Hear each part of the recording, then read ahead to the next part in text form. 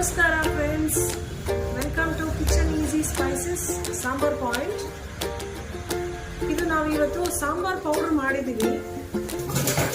Sambar powder ತುಂಬಾ flavourful ಆಗಿ ಬಂದಿದೆ.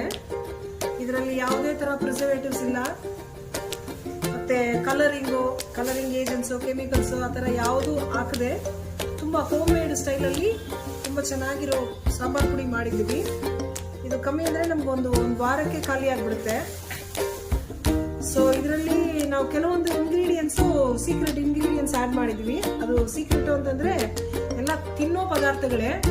ಸೊ ನಮ್ಮ ಶೈಲಿಯಲ್ಲಿ ಹೇಗೆ ಮಾಡ್ತೀವಿ ಅನ್ನೋದು, ಸುಮಾರೊಂದು ಕಾಳುಗಳು ಹಾಕ್ತೀವಿ, ಗಸಗಸೆ ಹಾಕಿರ್ತೀವಿ, ಚಕ್ಕೆ ಲವಂಗ ಆ ಥರ ಮಸಾಲ ಪದಾರ್ಥಗಳು ಯಾವುದೂ ಹಾಕಲ್ಲ.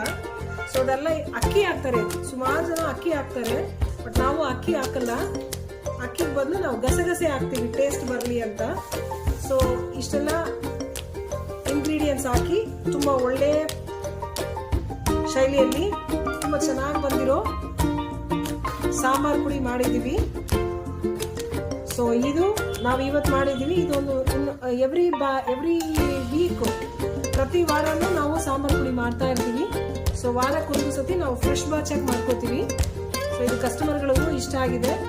ಸುಮಾರು ಜನ ತಗೊಂಡು ಹೋಗ್ತಾರೆ, ಕೆಜಿ ತಗೊಂಡು ಹೋಗ್ತಾರೆ. ಸೊ ತಾವು ಕೂಡ ಟ್ರೈ ಮಾಡ್ಬೋದು ಹೆಂಗಿರುತ್ತೆ ಅಂತ.